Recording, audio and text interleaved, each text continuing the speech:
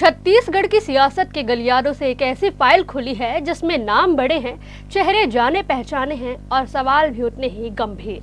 High court की ताजा status report ने राज्य की राजनीति और न्याय व्यवस्था के बीच चल रही उस कहानी को फिर सुर्खियों में ला दिया है, जिसमें 15 से ज्यादा सांसद और विधायक 20 से अधिक आपराधिक मामलों में अदालत के कटघरे में खड़े दिखाई देते हैं।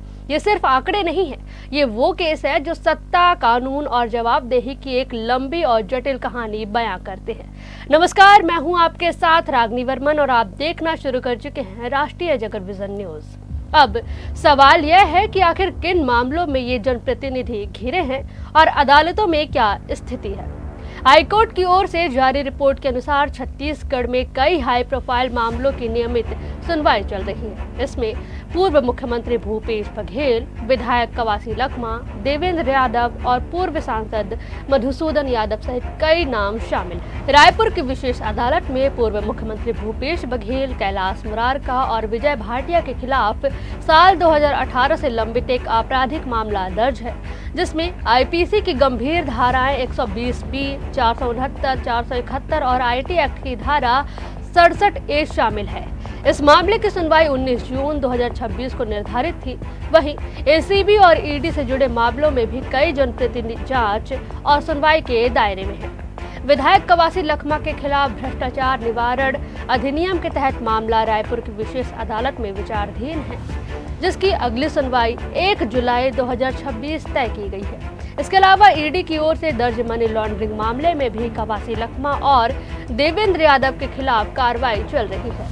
जांजगीर चांपा, कवर्धा और गरियाबंद जिलों की अदालतों में भी धोखाधड़ी, मारपीट और आपराधिक साजिश जैसे मामलों में कई नेताओं और अन्य आरोपियों के खिलाफ सुनवाई जारी है। कुछ मामलों में आईपीसी की धारा 420, 407, 435, 436 और 153A जैसी गंभीर धाराएं शामिल हैं। गरियाबंद में पूर्व विधायक डमरूधर पुजारी और गोवर्धन मांझी के खिलाफ भी मारपीट और रास्ता रोकने के मामलों की सुनवाई चल रही है। वहीं राजनांदगांव विशेष अदालत में पूर्व सांसद मधुसूदन यादव सहित गरियाबंद जिले के सीजेएम कोर्ट पे भाजपा के पूर्व विधायक डमरूधर पुजारी और गोवर्धन मांझी के खिलाफ रास्ता रोकने और मारपीट यानी बलवा के मामलों में धारा 341 और 147 के तहत 25 जून 2026 को सुनवाई हुई।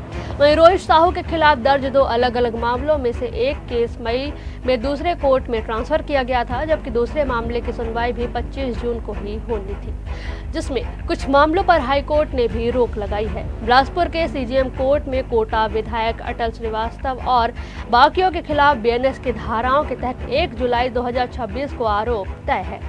बलौदाबाजार की तीसरी एडीजे कोर्ट में विधायक देवेंद्र यादव और किशोर नवरंगे के खिलाफ बलवा और हत्या के प्रयास के तहत आईपीसी की धारा 360, 435, 436, 153A के मामले में 23 जून 2026 को सुनवाई की तारीख तय थी।